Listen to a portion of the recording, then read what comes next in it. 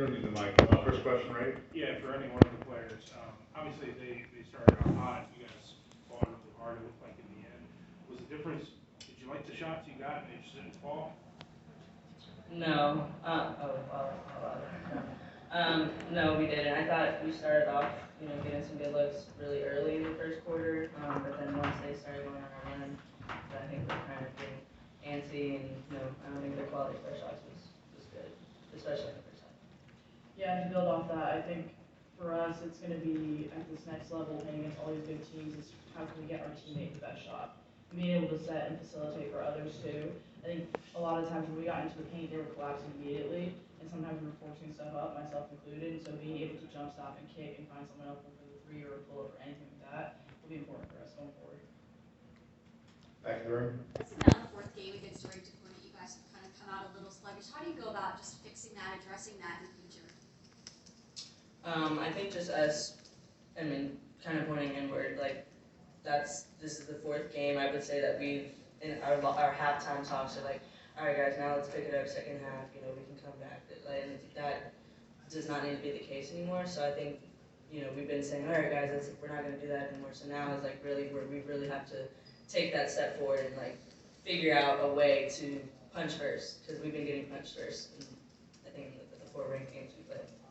Yeah, and coming out the get-go with a sense of urgency. Not necessarily allowing that to wait until the second half, and making sure that right from the jump, this could be our second half. Like making that punch right away instead of waiting to do it. Front row.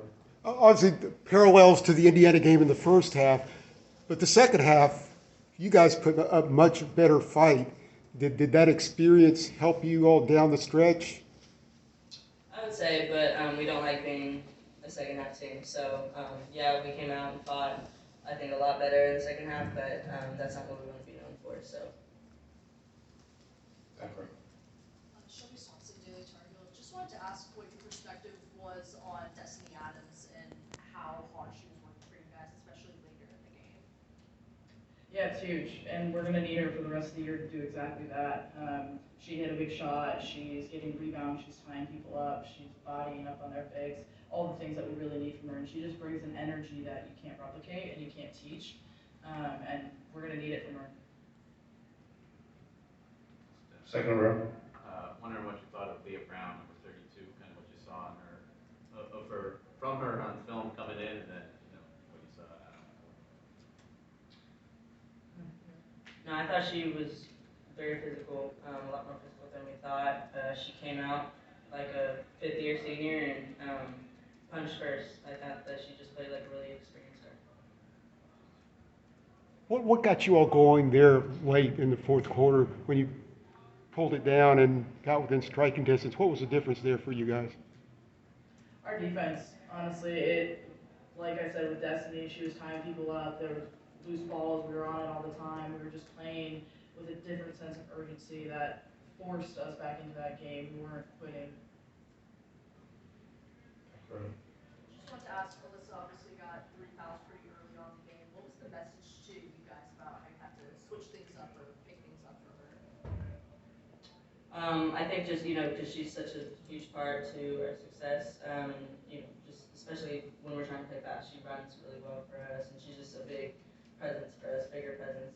So I think just us as guards, we kind of had to adjust a little bit and kind of just make up, especially on the defensive end. I don't remember who stepped in for her, but yeah, just kind of bringing the same effort that she brings to the team. What goes through your mind in the first quarter where they're hitting crazy shots, 75%, and hitting tough shots too? It just seemed hard to believe. Yeah, Brown hit 3 threes that was not expected. She was 15% from 3 coming into this game. So that was just an adjustment that we kind of didn't catch on to after she at least hit the first or second. And they were pretty timely, so that definitely added to the lead. So I think that was kind of, and then their post came out hitting 3s in the first quarter as well. So that just kind of took us back a little. Kind of bouncing off that, how much did their zone disrupt what you were trying to do offensively? They didn't play zone. It's okay. I just figured I'd help them out.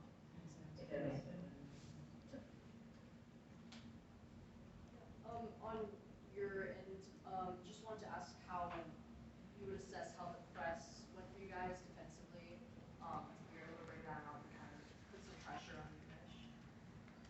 Yeah, it was very helpful towards the end. It brought a different sense of energy, and it, I think, took them aback a little bit. They didn't really expect it or know how to handle it. And we were able to get a few traps or some tips or even just rush them into turnovers, which honestly then translated and we got stuff on the other end. That's hopefully something that we can just continue to improve on in our traps and getting tips on stuff. Guys, schedule doesn't get any easier. ACC play starts after the break. What's the focus of the next 9 days? Learning from this game. There's a lot of things that we can learn from it, and like you said, it's a tough schedule. The ACC is one of the best conferences in the country, if not the. And so being able to learn from this game and make tweaks moving forward is going to be how we can be successful moving forward.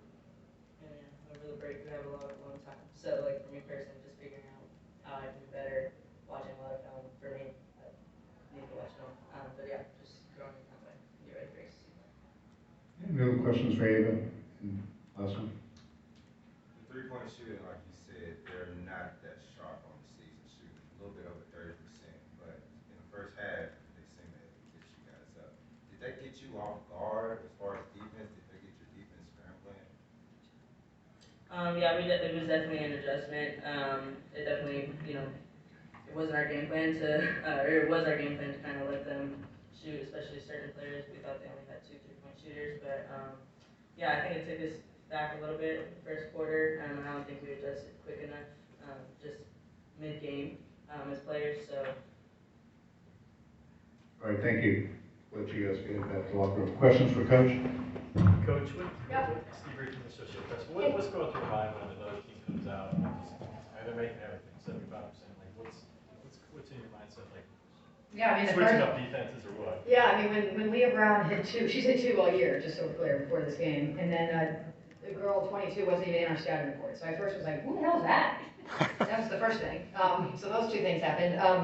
It was, but I told my guys that wanted to take timeouts that, we knew it was a really experienced group. And, really good players have to play well in big games. And they did that. So really credit to them. I mean, you're forcing them out of what they want to do, and that's a good thing. We wanted to concede the perimeter to Leah and instead help to the post, and she made the shots. So good for her. Good for her. Contrast this to the Indiana game. Obviously, this was a bigger deficit than Indiana, but you put up a better fight and got closer. How has your team grown as far as dealing with that sort of dynamic? Yeah, I think our strength of schedule sort of speaks for itself. It's our 4th ranked opponent already, and that's why we're doing it, right? Is we knew the ACC is an incredible challenge. It's a really different mindset to go from hunting, which is what we did all year. I thought we were better than people thought, to being hunted, right? And clearly my group is still figuring that part out, right? Of you're kind of playing with house money, but like we did last year, when you're playing a team that is top 5 or top 10 in the country, you're saying, all right, well now everything you feel freer because it's not a game you have to win, right? And so that's a mentality shift that they'll have to make, and we didn't want to have to figure that out in the ACC season, right? This is all, I told them, I think if we learn about our team game to game, then you'll be good enough when you need to be, right? And so we'll all point inward, and this will help us get a little bit better for the next one. You went to Destiny for extended minutes in the post in the first half. Obviously, Anya had 2 fouls, but was it more than that? No, Destiny, Anya had 2 fouls for sure, and then Destiny was able to create through her activity, she was able to contribute on both sides of the floor. And so there's an element of coaching that's really statistic-based, there's an element of coaching that has a feel. And you kind of got to balance that throughout a game. You talk about that mentality change. You've got some players up here who are saying already they need to point inward, they need to take a look at themselves. When you have that, how much easier is that mentality to coach? Yeah, that's what we told them, is that when really good teams, you have to point inward, everybody. So don't go on your trip home now and point outward, right? This is all of us could have contributed more to success on both ends of the floor. And what a great experience. I feel like last year we played COVID seniors all year, and we're doing it again, right? So they're still the younger guys, and so they've got they haven't arrived, you know, and so that's the mantra of our group. We point inward because we need all of our pieces to continue to get better. Last question. Coach, if you could just speak about this jumping invitation. Yeah. And how much of a blessing it is to have this platform for you ladies and for women's basketball. Yeah, I appreciate you giving us the opportunity to speak about it because it's been a first-class event. You know, it's we didn't know when we accepted who we were going to play. It didn't matter, right? It was an opportunity to, you know, I think the greatest player of all time on the men's side is Michael Jordan, and the fact that he's been able to do so much with his likeness, and it remains a huge part of Carolina, you know, and so the opportunity to be at the inaugural Jumpman Classic, and to feel like it's a premier event, and the effort that people have put into it is felt, you know, and it's appreciated, and it's a great event, and so I think it's the second time we played an NBA arena in 6 weeks, you know, and I'm just, you know, I told my guys, there's a lot to be proud of, right, and it's much worse looking at your locker room when you don't like them, you know, and it's a likable group that, you know, they're still learning, and it's never an issue of playing hard, you know, it's an issue of how can we make the margins better, and so, but yeah, this was an opportunity to do that, which was great on a big stage, like there's no replacing that, so we're in gratitude for sure. Sorry guys, I gotta keep the flight.